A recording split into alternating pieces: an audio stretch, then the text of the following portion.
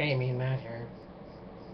So, I guess, as you probably would know, yes, I did not want to do a Raw review right away due to circumstances that happened on Raw, happened, and left everybody visibly shaken. Um,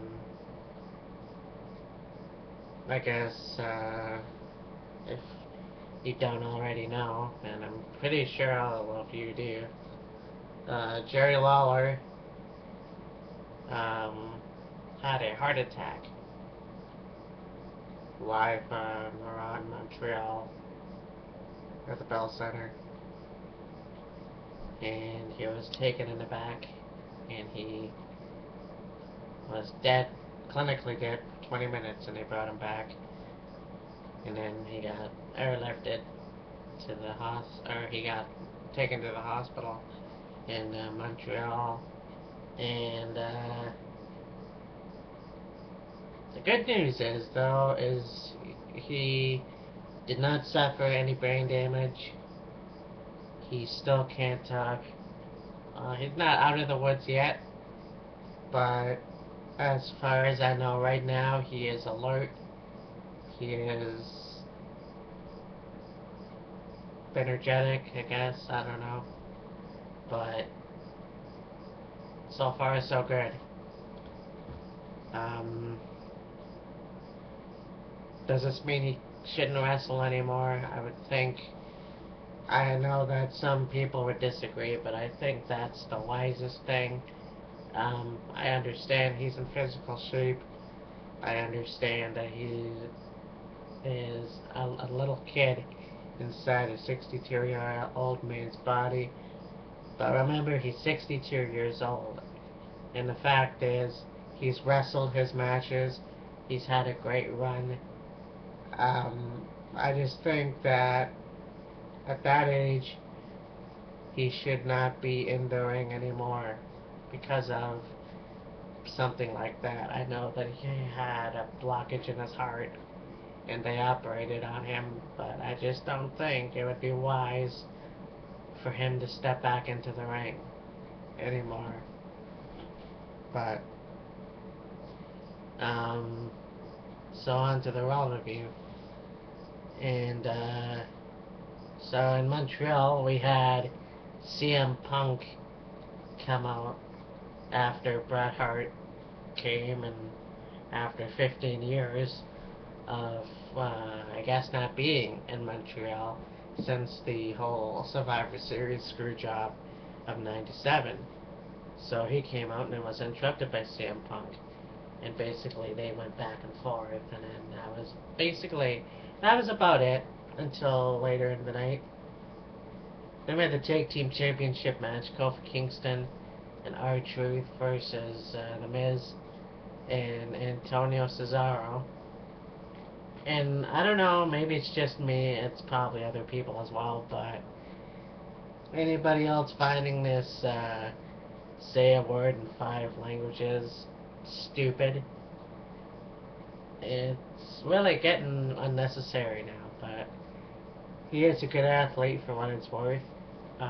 Good match overall. Then we had the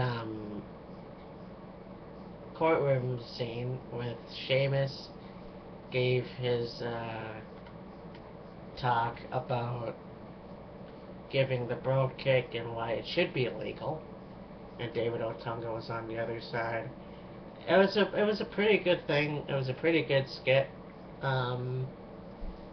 And of course, Ricardo Rodriguez was there with his neck brace on. I don't know why, but every time I see somebody with a neck brace, it cracks me up a little bit. I don't know why. I guess I'm sick that way. But yeah, one thing that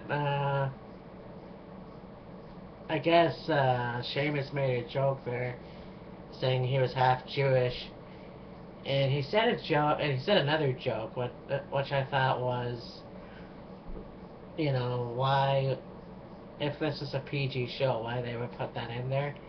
He said, if your lip shits, then what does your arse do? And I thought, okay, that's kind of risky for PG, but I guess. And then he bro kicked the camera and then sang "Hava Nakila Hava," which I thought was pretty cool. And then we had the Divas Championship match. Layla and Caitlyn defeated Beth Phoenix, Natalia, and Alicia Fox. Oh yeah, Eve was on Caitlyn and Layla's team. I don't know. I have no idea where they're going with this Eve thing. Um, I'm suspecting a heel turn. Um, it would be kind of interesting to see how that goes. Then Randy Orton defeated CM Punk in a disqualification match. We've seen a match like that. It was a pretty cool one, though. I enjoyed watching it. Then Randy Orton and Jerry Lawler defeated CM Punk and Dolph Ziggler. Now, CM Punk was forced in a match because of what happened last week, and the opponents were Randy Orton, Jerry Lawler, or Brodus Clay. Now, Randy Orton and Jerry Lawler, Randy Orton came out to face Dolph Ziggler, I can't remember, and then Jerry Lawler interfered, and then CM Punk interfered, or no, Dolph Ziggler. Okay, I can't remember now. But anyways, it was a tag team match then. Randy Orton and Jerry Lawler versus CM Punk and Dolph Ziggler. And you know, the funny thing is, now I want to mention this too because I don't know if it means anything, but during the first match, they panned on Michael Cole and Jerry Lawler. And at one point, Jerry Lawler let out a cough and then he patted his chest a little bit. And I don't know if that would mean anything or not, but I'm just thinking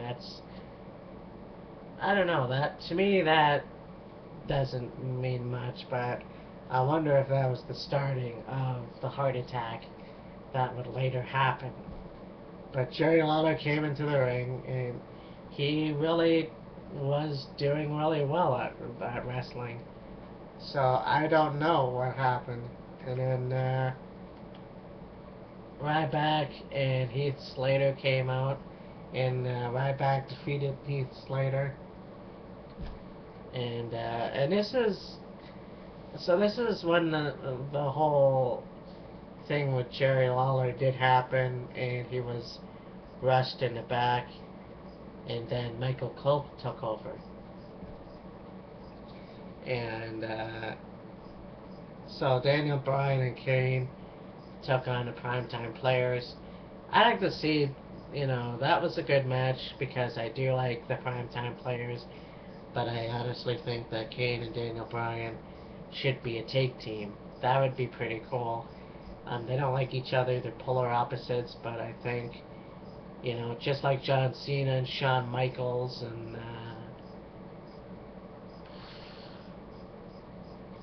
I can't think off the top of my head, but polar opposites that don't really like each other, but they work well as a tag team. But anyways, then we had Alberto Del Rio take on Tyson Kidd. There was a match on NXT that I really enjoyed. Tyson Kidd taking on Michael McGillicutty, or Mr. Perfect's kid. I thought that was a pretty cool match. This match was alright, not the greatest. I do think that they should push Tyson Kidd, though. They should try to at least push him. I don't think that he should win the Royal Rumble, but they should start to think about maybe pushing him later on for a title shot. Because I don't even think, no, he hasn't, I don't think he's won an Intercontinental title or a U.S. title yet. Then we had Sheamus defeating David Otunga. Not too bad. And once again with Cody Rhodes taking on Rey Mysterio. Again, we saw that. You know, just a different time. Same shit. Same, you know, whatever.